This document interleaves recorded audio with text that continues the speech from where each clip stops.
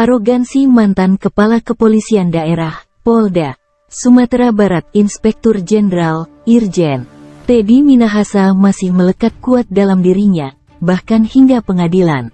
Dalam sidang tahap pembuktian peredaran narkoba, Teddy Minahasa beberapa kali menunjukkan sikap keras di depan majelis hakim.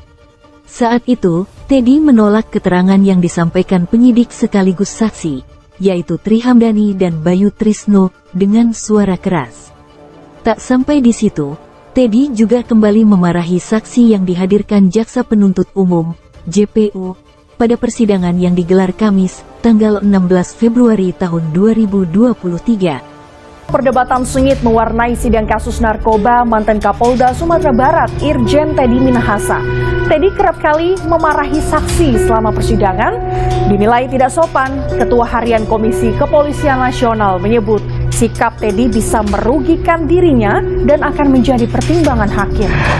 Majelis tolong dikasih majelis kita ini tertib dong. Sebentar ya.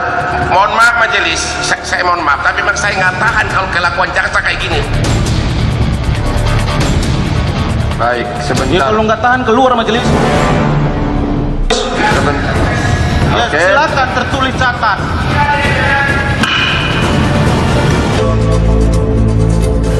Pada sidang kasus narkoba Senin kemarin, Hakim Ketua menegur tim penasehat hukum mantan Kapolda Sumatera Barat Irjen Teddy Minahasa. Hakim pun memberikan peringatan terakhir dan akan mengusir dari ruang sidang jika kembali membuat gaduh. Sekali lagi saya ingatkan, membuat gaduh, saya akan turun siapa pun dibuat masuk dalam persidangan tanpa ketuaan.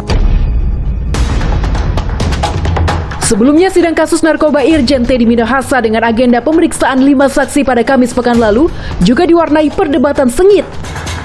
Sidang dengan agenda pemeriksaan pada Kamis pekan lalu menghadirkan 5 saksi.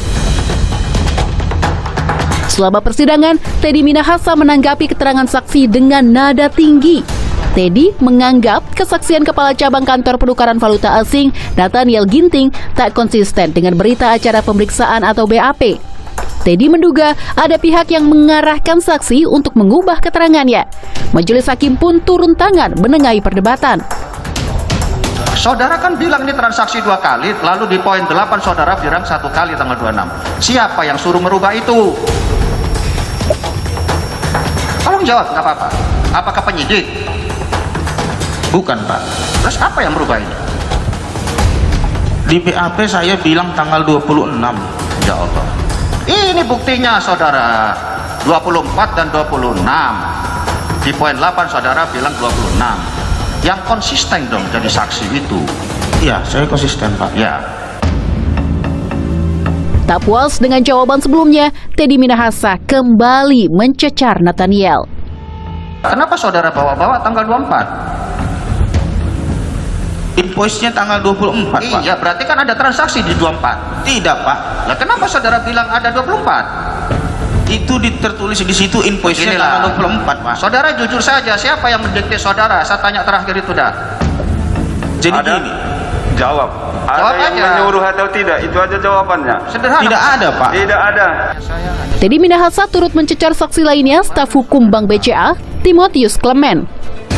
Teddy menanyakan dasar kesaksian Timotius perihal penukaran uang oleh mantan Kapolres Bukit Tinggi AKBP Dodi Prawira Negara dari pecahan Rp100.000 menjadi dolar Singapura. Pertanyaan. Jawaban Timoti membuat Teddy Minahasa mempertanyakan kapasitasnya sebagai saksi. Ya. Dari mana saudara tahu pecahan 100? Dari slip penukarannya. Bukan dari saudara lihat sendiri. Bukan. Boleh saya menjelaskan yang mulia? Pertanyaan. Enggak waktunya di sini menjelaskan, mengajukan pertanyaan dan tanggapan. Nah, supaya terdakwa juga paham.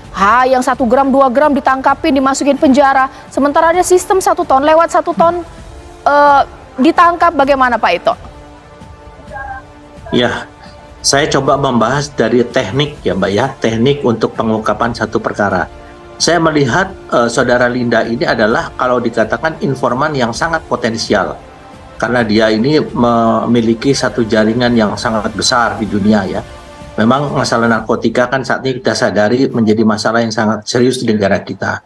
Kalau saya lihat apa yang disampaikan oleh Linda tersebut, termasuk bagaimana yang dilakukan selama tanda kutip ya kegiatan undercover yang dilakukan oleh saudara TM. Ini saya mengingat untuk mungkin kasus film Serpico, di mana seorang anggota polisi itu menyaru sampai betul-betul akhirnya yang bersangkutan terpengaruh ya, dan risikonya memang sangat besar.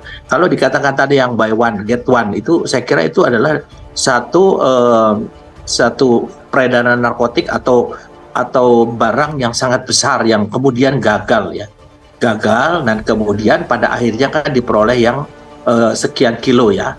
Kemudian kalau saya melihat setelah pelaksanaan operasi itu yang berhasil sukses ya, pada 50 kilo itu kan dalam jumlah yang sangat besar, kemudian terjadi satu perbuatan yang saya tidak tahu secara pasti apa alasannya untuk menyisihkan. Kalau menyisihkan untuk kepentingan alat bukti itu memang seharusnya demikian menurut aturan perundang-undangan. Tapi kalau untuk menyisihkan untuk kepentingan lain, apalagi sampai dijual, menurut saya itu sudah menyalahi aturan. Baik. Dan meskipun juga kemudian ada perintah untuk memusnahkan. Karena yang berhak memerintahkan memusnahkan adalah hakim setelah barang itu masuk ke dalam proses peradilan. Jadi hakim yang memerintahkan untuk memusnahkan. Jadi disinilah letak permasalahan yang perlu diungkap nanti dalam persidangan. Tetapi di sini tadi kalau masalah operasionalnya, saya kira sudah berhasil kan mendapatkan hasil yang sebesar 50 kg itu. Mas Reza, semua keterangan dari tersangka lain menyudutkan sosok dari Teddy Minahasa, tapi keterangan saksi ahli dari Mas Reza di persidangan justru mengatakan bahwa Teddy Minahasa lah SDM terbaik Polri. Ini seperti apa keterangannya? Oh, ini pelintiran lagi nih. Nah, gimana? Jadi di awal persidangan, secara umum bagaimanalah pandangan ahli ini terhadap terdakwa? Sederhana itu pertanyaan majelis hakim. Lalu saya katakan, memahami bahwa terdakwa ini memiliki pangkat yang tinggi dan pernah menduduki jabatan yang strategis, maka saya paling tidak pernah memandang terdakwa ini sebagai salah satu SDM terbaik Polri. Itu. Oke, baik. Tidak ada hubungannya dengan apapun keterangan dari tersangka itu, Mas Reza melihat dari karir ya sebagai institusi di institusi objektif Polri. Kan? Objektif memang. Sekarang saya ke Mas Aristo terakhir. Ini merupakan keterangan saksi ahli untuk Teddy Minahasa sudah selesai. Ke depan adalah tuntutan. Sekira ini pandangan untuk tuntutan nanti gimana? Berat, maksimal atau seperti apa, Mas Aristo? Kalau saya lihat ya, observasi ya persidangannya, memang pembelaan dari Teddy Minahasa ini lebih banyak berkutat kepada formalitas, tidak substantif. Kalau saya lihat formalitas apa maksudnya? Satu, soal dakwaan, ya pasal dakwaan. Apakah bukan mestinya pasal dakwaan 140 yang penyimpanan administratif barang bukti narkotika misalnya itu.